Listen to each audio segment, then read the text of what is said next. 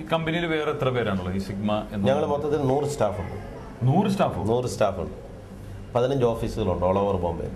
അല്ല, ഇപ്പൊ 100 സ്റ്റാഫ് എന്ന് പറയുമ്പോൾ അവരുടെ ശമ്പളം കണ്ടെത്തണോ അല്ലെങ്കിൽ നമ്മൾ തന്നെ? ഇല്ല, ഇത് സെൻട്രലൈസ്ഡ് ആണ്. ഞങ്ങൾ മൊത്തത്തിൽ 15 ഓഫീസുകളായിട്ട് ഓപ്പറേറ്റ് ചെയ്യുന്നു. ബോംബെയിൽ തന്നെ? ബോംബെയിൽ മാത്രം 15 ഓഫീസുകൾ. എല്ലാ ബോംബെയുടെ എല്ലാ ഏരിയകളിലും. VT, ഫോർട്ട്, VT അല്ല, മറ്റേ ഛത്രപതി അവിടെ ആ ഏരിയ, ഫോർട്ട്, അങ്ങ് ഡോംബുവേലി മുതൽ ഡോംബുവേലി, താന, മുളൂൺ, ഘാട്ട്കോപ്പർ, ഇങ്ങനെ വെസ്റ്റേൺ ലൈനിലൂടെ നിയറസ്റ്റ് മീര റോഡ്. ഒരു സെഞ്ചുറി അടിച്ചിരിക്കണം 100 പേരായിട്ട്. 100 സ്റ്റാഫ് ഞങ്ങൾ എപ്പോഴും മെയിൻറ്റെയിൻ ചെയ്യാറുണ്ട്. 100 സ്റ്റാഫിന് മുകളിലേക്ക് വരുന്ന വർക്കുകൾ വരുമ്പോൾ നമ്മൾ ഔട്ട്സൈഡ് ഏജൻസികൾ കൊടുക്കും. 100 സ്റ്റാഫ് എന്നുള്ളത് ഒരു 5 വർഷമായിട്ട് ഞങ്ങൾ മെയിൻറ്റെയിൻ ചെയ്യും. അപ്പോൾ പാർട്ട്നേഴ്സ് എത്ര പേരാണ്? എത്ര പേര് ചേർന്നിട്ട്? ബേസിക്കലി ഒരു പ്രൈവറ്റ് ലിമിറ്റഡ് കമ്പനിയാണ്. 3 ഡയറക്ടേഴ്സ്.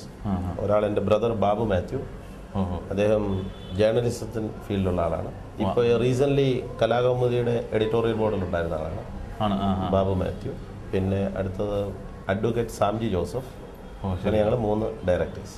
അപ്പോൾ ഈ സഹോദരൻ ഉണ്ടെന്ന് പറഞ്ഞല്ലോ, ജേർണലിസ്റ്റ്, അദ്ദേഹമാണോ ഈ സീക്കർ എന്നുള്ള? ഈ പബ്ലിക്കേഷൻ ബേസിക്കലി ബ്രദറിന്റെ ഇനിഷ്യേറ്റീവ്, താല്പര്യമാണ്. അപ്പോൾ അതിന്റെ വിജയം എങ്ങനെയാണ്? അതായത് അതിന്റെ പബ്ലിഷ് ചെയ്യുന്നെങ്കിൽ അതിന് ചിലവുകളുണ്ട്, പ്രിന്റിങ് അങ്ങനെയുള്ള. അതെങ്ങനെയാണ് മീറ്റ് ചെയ്യുന്നത്? ഈ മിഡിൽ ലോവർ റേഞ്ചിലുള്ള പേപ്പറുകൾ അല്ലെങ്കിൽ പബ്ലിക്കേഷൻസ് പൊതുവെ സർവൈവ് ചെയ്യുക എന്നുള്ളത് ബോംബെയുടെ സിറ്റുവേഷൻ വളരെ ബുദ്ധിമുട്ടാണ്. മറ്റു സ്ഥലത്തും അങ്ങനെ ആയിരിക്കാം. പരസ്യങ്ങൾ കിട്ടണം. ഞങ്ങളെ സംബന്ധിച്ചിടത്തോളം ഞങ്ങളുടെ ക്ലയൻസിന്റെ ഒരു അഡ്വർടൈസ്മെന്റ് ഇയർലി കോൺട്രാക്റ്റിന്റെ ഭാഗമായിട്ട് ഓട്ടോമാറ്റിക്കലി ഇതിലേക്ക് വരും. എന്ന് പറഞ്ഞാൽ ക്ലയൻസിന്റെ ഒരു വർഷത്തേക്കുള്ള മുഴുവൻ വേക്കൻസികളും ഇതിൽ പബ്ലിഷ് ചെയ്യും. അപ്പോൾ ഇതൊരു മെയിൻ ബിസിനസിന്റെ ഒരു സപ്പോർട്ടീവ് ആയിട്ടും അതിന് ഫൈനാൻഷ്യലി സപ്പോർട്ടഡ് ബൈ സിഗ്മ. അതാണ് അതിന്റെ പൊസിഷൻ. അല്ല, അപ്പോൾ ഇങ്ങനെ അവരുടെ അഡ്രസ്സും കാര്യങ്ങളും നോക്കുമ്പോൾ അവർ നേരിട്ട് ബന്ധപ്പെടാൻ നോക്കില്ല, നമ്മുടെ കമ്പനി വഴി പോകില്ലല്ലോ? അത് പ്രശ്നമല്ല. കാരണം ഒരിക്കലും ഒരു കമ്പനി നമ്മുടെ ക്ലയന്റ് ആയി കഴിഞ്ഞാൽ പിന്നെ അവർക്ക് എവിടെ നിന്ന് ക്യാൻഡിഡേറ്റിനെ കിട്ടിയാലും നമുക്ക് വിഷയമില്ല. അല്ല, കിട്ടിക്കഴിഞ്ഞാൽ അതിൻ്റെതായ ബെനിഫിറ്റ് നമുക്കുണ്ടാവും. ഞങ്ങൾക്ക് ഇയർലി കോൺട്രാക്റ്റിലാണ് ഞങ്ങൾ പോകുന്നത്. ഒരു വർഷത്തേക്ക് ഒരു എമൗണ്ട് ഫിക്സ് ചെയ്യാണ് കമ്പനിയായിട്ട്. അപ്പോൾ അവർക്ക് റിക്വയർമെന്റുകൾ നമുക്ക് കണ്ടിന്യൂസ് വന്നുകൊണ്ടിരിക്കുമ്പോൾ ഡിഫറൻറ്റ് സോഴ്സിലൂടെ ഇവർക്ക് ഏത് രീതിയിൽ വേണമെങ്കിലും നിങ്ങൾക്ക് ഞങ്ങളുടെ സോഴ്സിലൂടെയും സപ്പോർട്ടീവ് ആയിട്ടുള്ള മറ്റു സോഴ്സിലൂടെ അത് കണ്ടുപിടിക്കും. ഇനി നമുക്ക് ഫാമിലിയിലേക്ക് വരാം. കാരണം എപ്പോഴും ഒരാൾ ജീവിതത്തിൽ ഒരു സ്വന്തമായിട്ട് ജോലി കിട്ടിക്കഴിഞ്ഞാൽ ഒരു വാഹനം മേടിക്കാനാണ് ശ്രമിക്കുക. അപ്പോൾ ആദ്യമായിട്ട് മേടിച്ച വാഹനം ഏതായിരുന്നു? ആദ്യമായിട്ട് മേടിച്ച 4 വീലർ. അത് 2 വീലർ. ആദ്യമായിട്ട് 2 വീലർ ആയിരുന്നു ആദ്യമായിട്ട് മേടിച്ച. ആദ്യം നടന്നായിരുന്നു അല്ലേ? ആദ്യം നടന്നായിരുന്നു. അതിനുശേഷം 2 വീലർ കൈനറ്റിക് ഹോണ്ട. അതിൽ നിന്ന് ഹീറോ ഹോണ്ട ഫാഷൻ, പിന്നെ 800, ഇൻഡിഗോ, അസെന്റ്. അവിടെ നിർത്തി. ആക്സിഡന്റിൽ വരെ തിരികെയാണ്. അപ്പോൾ വാഹനത്തിനെ കുറിച്ച് അറിഞ്ഞു. ഇനി ഫാമിലിയെ കുറിച്ചാണ് അറിയുന്നത്. എന്താ, ആരൊക്കെയാണ്? വൈഫും 2 പിള്ളേരും ഇവിടെ തന്നെയുണ്ട്. ഫാമിലി ഇവിടെ തന്നെയാണ്. കുട്ടികൾ എന്ത് ചെയ്യുന്നു? മൂത്ത മോള് 6ാം ക്ലാസ്സിൽ നിന്ന് 7ലേക്ക് ജയിച്ചു. മോൻ 3ൽ നിന്ന് 4ലേക്ക്. എന്ത് ചെയ്യുന്നു? അവർ പഠിക്കുന്നു. വൈഫ് ബേസിക്കലി സ്റ്റാഫ് നേഴ്സ് ആയിരുന്നു. പിന്നെ മസ്കറ്റ് റിട്ടേൺ 8 years. പിന്നെ അതിനുശേഷം ഫാമിലി നോക്കുന്നു. ഇപ്പോൾ ഫാമിലി നോക്കുക. ഹൗസ് വൈഫ് എന്ന് പറഞ്ഞാൽ ചുരുക്കി പറഞ്ഞിട്ടുണ്ടെങ്കിൽ ഭർത്താവ് അത്യാവശ്യം കാശ് ഉണ്ടാക്കുന്നുണ്ട്, ഭാര്യ ജോലി ചെയ്യേണ്ട ആവശ്യമില്ല, അതല്ലേ?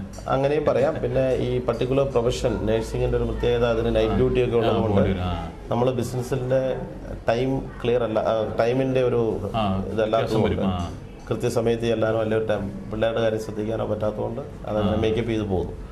അപ്പോൾ കുട്ടികളുടെ പേരെന്തൊക്കെയാണ്? മോളുടെ പേര് മെൽവിയ സണ്ണി മാത്യു. മെൽവിയ. മോന്റെ പേര് മെഡ്വിൻ സണ്ണി മാത്യു. വൈഫിന്റെ ലിസി സണ്ണി. അപ്പൊ ഇപ്പോ സണ്ണി ചെയ്യുന്ന ജോലിക്ക് അവരുടെ സപ്പോർട്ടും കൂടെ ഉണ്ടാവില്ല വൈഫിന്റെ? സപ്പോർട്ട് എന്നുള്ള രീതിയിൽ പറയുമ്പോൾ എന്താ പറയുന്നത്, ഇൻഡയറക്റ്റ് സപ്പോർട്ട്. ഇൻഡയറക്റ്റ് സപ്പോർട്ട് എന്ന് പറയുമ്പോൾ ഡയറക്ട്ലി ബിസിനസ്സിൽ ഇൻവോൾവ് അല്ല, ഇൻഡയറക്ട്ലി ബിസിനസ്സിൽ ഇൻവോൾവ് അല്ല. നമുക്ക് മറ്റ് ചില സജഷൻസ് ബിസിനസ് റിലേറ്റഡ് അല്ല, ഓവറോൾ നമ്മൾ മറ്റു കാര്യങ്ങൾ മാനേജ് ചെയ്യപ്പെടുന്ന വിധത്തില് നല്ല മലയാളത്തിൽ പറഞ്ഞാൽ വലിയ നമുക്ക് ഉപദ്രവമില്ലാതെ നമ്മുടെ ബിസിനസ് ചെയ്യാൻ അനുവദിക്കും. അല്ല, ഇപ്പൊ ഭാര്യ റെക്കമെൻഡ് ചെയ്തിട്ടുണ്ട് ആർക്കെങ്കിലും ജോലി കൊടുക്കണമെന്ന് പറഞ്ഞിട്ട്, നാട്ടിൽ നിന്നോ അല്ലെങ്കിൽ സഹോദരന്മാർക്കോ ആർക്കെങ്കിലും? ഈ ജോലി റെക്കമെൻഡേഷൻ എന്ന് പറയുന്നത് ഞങ്ങളുടെ പാർട്ട് ഓഫ് വർക്കാണ്. അതെ, ഞങ്ങളുടെ പാർട്ട് ഓഫ് വർക്കാണ്. അപ്പോൾ ഇപ്പൊ നല്ലൊരു തൊഴിൽ വരുമ്പോൾ വേറൊരാൾ അപേക്ഷിച്ചിട്ടുണ്ട്, അയാൾക്ക് കൊടുക്കാതെ എന്റെ ഈ ബന്ധുവിനൊന്ന് കൊടുക്ക് എന്നുള്ള റെക്കമെൻഡേഷൻ വന്നിട്ടുണ്ട്. അങ്ങനെ ഒരു സാഹചര്യം ഈ ഞങ്ങളുടെ പർട്ടിക്കുലർ ബിസിനസ്സിലില്ല. ഇതെന്ന് പറഞ്ഞാൽ ഇപ്പോൾ ഒരു പർട്ടിക്കുലർ റിക്വയർമെന്റ് വന്നു കഴിയുമ്പോഴോട് ഞാൻ ആദ്യം പറഞ്ഞ പോലെ പ്രോപ്പർ കാൻഡിഡേറ്റിനെ അറേഞ്ച് ചെയ്ത് ആ ക്ലയന്റിനെ സാറ്റിസ്ഫൈ ചെയ്യുക എന്നുള്ളതാണ് നമ്മുടെ ലക്ഷ്യം. അപ്പോൾ ക്യാൻഡിയുടെ മാർഗമാണ്. കാരണം സ്വന്തം ഭാര്യ റെക്കമെൻഡ് ചെയ്താൽ പോലും അവർ ജോലി കൊടുത്തിട്ടില്ല ആന്റണി. അങ്ങനെ പറയാം. അപ്പോൾ ഈ ഇതിലുള്ളൊരു സത്യസന്ധതയാണ് പാലിക്കുന്നത് അല്ലേ തൊഴിലിൽ? അതെ, ഞങ്ങളുടെ കമ്പനിയുടെ ഇത് തന്നെ മോട്ടോ ഫൈറ്റ് അഗൈൻസ്റ്റ് അൺഎംപ്ലോയ്മെന്റ്, അതാണ് ഞങ്ങളുടെ സ്ലോഗൻ. അല്ല, ഇത് കൂടുതലും പ്രൊഫഷൻ എന്ന് പറയുന്നത് to give employment opportunity to all unemployed people എന്നുള്ളതാണ് ഞങ്ങളുടെ മിഷൻ. അപ്പൊ ഇത് പ്രാവർത്തികമാക്കേണ്ടത് ശരിക്കും കേരളത്തിലായിരുന്നു അല്ലേ? മലയാളികൾക്ക് കേരളത്തിന്റെ പ്രത്യേക സാഹചര്യം റിക്രൂട്ട്മെന്റ് ബിസിനസ്സിന് അത്ര പറ്റിയൊരു സ്ഥലമല്ല.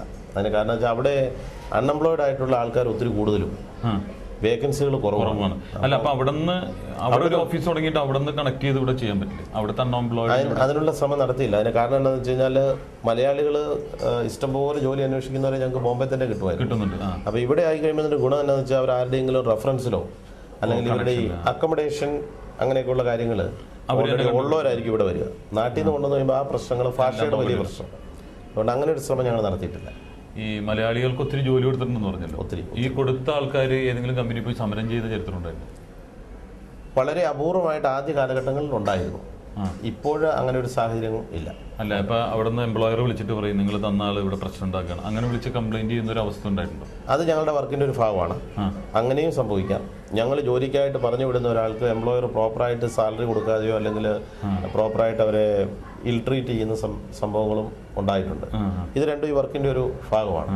അതിന് ഞങ്ങളുടേതായ രീതിയിൽ ഞങ്ങൾ ഇൻവോൾവ് ചെയ്യാൻ പറ്റുന്ന മേഖലയിൽ ഇൻവോൾവ് ചെയ്യാം. അപ്പൊ ഇവരുടെ ജീവിതകാലം മൊത്തം നമ്മൾ അവർ ഉത്തരവാദിത്തപ്പെട്ടവരായിരിക്കും എന്ന് ശരിക്കും ഇതിനകത്ത് ഞങ്ങളുടെ ഒരു കൺസെപ്റ്റ് വളരെ ക്ലിയർ ആണ്. അതായത് ഒരാൾ നമ്മുടെ അടുത്ത് ജോലിക്ക് വരുമ്പോൾ അയാൾ ഞങ്ങളുടെ കാൻഡിഡേറ്റ് ആണ്.